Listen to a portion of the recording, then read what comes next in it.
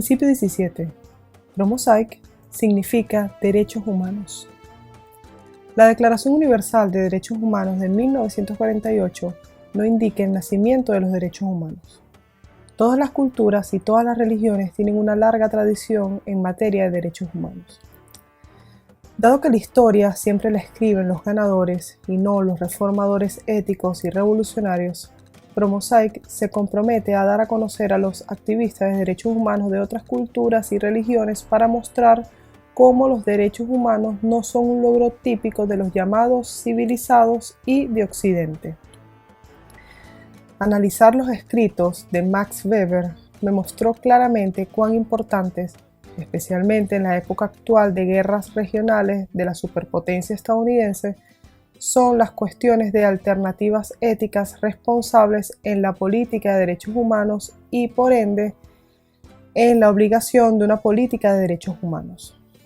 Un auténtico compromiso sociopolítico con los derechos humanos requiere un alto nivel de pragmatismo en el ámbito de la implementación, que no debe sufrir retrasos, ya que se trata de las personas, su dignidad, su supervivencia y del diálogo intercultural e interreligioso sobre el tema de los derechos humanos. Las discusiones no deben limitarse al occidente blanco, porque el llamado occidente civilizado es un ejemplo de pérfido doble rasero cuando se trata de los derechos humanos de los pueblos no occidentales.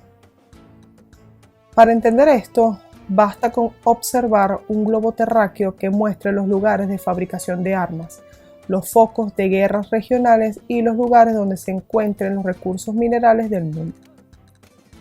Se evita el discurso sobre los derechos humanos en otras culturas fuera de la occidental para dejar el monopolio de los derechos humanos al occidente blanco y pueda seguir bombardeando culturas y pueblos no europeos con el pretexto de defender los derechos humanos o derrocar a sus gobiernos para reemplazar un dictador por uno nuevo, perseguir objetivos neoimperialistas y apropiarse de los recursos naturales de estos países.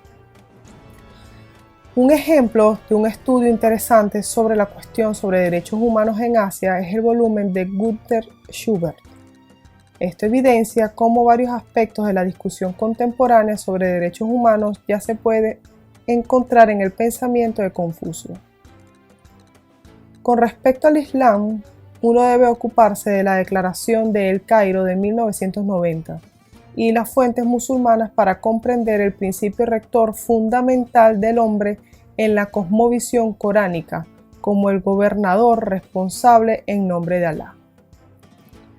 La cuestión de la compatibilidad del hinduismo y los derechos humanos, especialmente los derechos de las mujeres, también debe plantearse sin ignorar simplemente el tema, porque en algunos casos no se obtienen respuestas a preguntas acerca de los sistemas de castas, la matanza de fetos femeninos o la quema de viudas.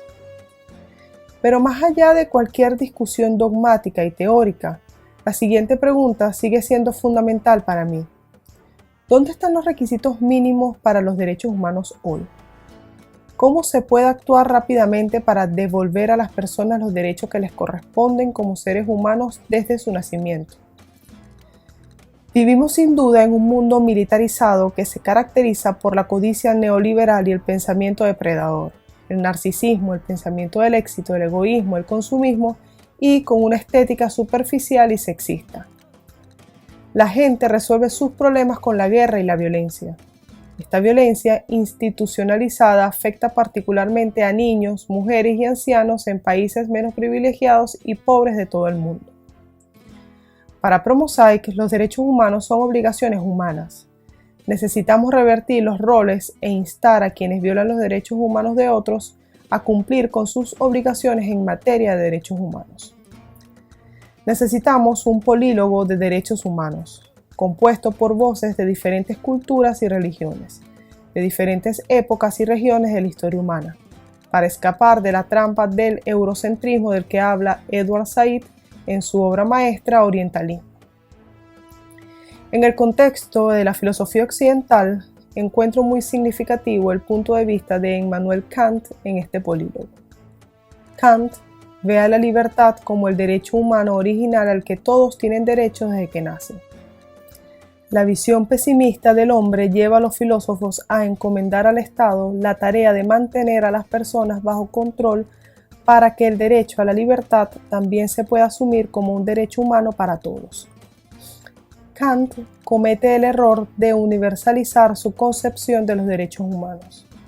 Incluso, la Liga de las Naciones, que él concibe en su tratado sobre la paz eterna, debe guiarse en última instancia por la concepción racional europea de la filosofía de la Ilustración occidental.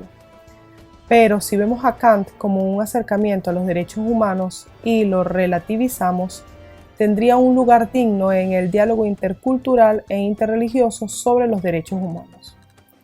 Lo mismo se aplica a las opiniones religiosas sobre los derechos humanos, que deberían encontrar un lugar en el mosaico de culturas y religiones. La comprensión cristiana de los derechos humanos, por ejemplo, no se basa tanto en la libertad del hombre como en su inviolable dignidad como criatura de Dios. El Antiguo Testamento, Génesis 1:27, dice: «Y creó Dios al hombre a su imagen, y los creó hombre y mujer». Así, la cosmovisión cristiana establece la dignidad de cada persona, y por tanto también sus derechos, a semejanza de Dios, protegiendo de esta manera la vida. El Islam no habla tanto sobre los derechos del hombre, sino directamente sobre su posición ontológica y su tarea en la creación de Alá como su gobernador en la tierra. El hombre es libre y tiene su inviolable dignidad, como en el pensamiento de Kant y el cristianismo. Pero el Islam va un paso más allá. El hombre está ahí para asumir la responsabilidad de sí mismo y de la comunidad como comunidad mundial. La universalidad y el dinamismo del Islam también puede derivarse de esto. Un dicho del profeta Mahoma que puede vincularse al principio de Hillel dice lo siguiente: un verdadero creyente es solo uno de cuya lengua y mano están a salvo sus semejantes, y el que desea para sus semejantes lo que desea para sí mismo. El Islam combina lenguaje y acción, como se describió anteriormente usando Vita Activa de Hannah Arendt. Es a través de esta dinámica del intercambio que surge la justicia. La justicia no se queda como una utopía, sino que presiona en nuestro mundo injusto por un vuelco urgente. Y esta justicia hace posible la paz, ya que no hay paz mundial sin igualdad de oportunidades. Lucha contra la pobreza y la injusticia. Otra voz del polílogo sobre los derechos humanos para mí es la del budismo. Buda habla del derecho humano a la felicidad, que se aplica a todas las personas, independientemente de su origen étnico, género, afiliación religiosa y posición social. Buda aboga por la responsabilidad social y la no violencia con el propósito de crear una sociedad verdadera y feliz. Más allá de las diferencias dogmáticas e ideológicas, este polílogo sobre derechos humanos debería exigir una acción inmediata. Eso debe hacerse de acuerdo con la maravillosa frase de Desmond Tutu: ha llegado el momento de redescubrir la Declaración de Derechos Humanos para que cada uno de nosotros pueda observar los principios que se aplican en nuestra vida diaria. Promosaic representa un discurso de orientación histórica y sociopolítica en torno a los derechos humanos y sus obligaciones, que exige una acción inmediata. Se debe dar a conocer a personas de otras culturas que defienden estos derechos humanos. La revolución de Futa Toro contra la esclavitud, activistas de derechos humanos como Louis Honkaring y Seydou Khan son solo algunos ejemplos del África Occidental. Lejos del eurocentrismo, lejos del monopolio blanco de los derechos humanos, hacia una colorida discusión interreligiosa e intercultural sobre el tema de los derechos humanos, pero nunca en un sentido dogmático, sino siempre en el sentido de encuentro y lenguaje en armonía con la acción en el aquí y ahora.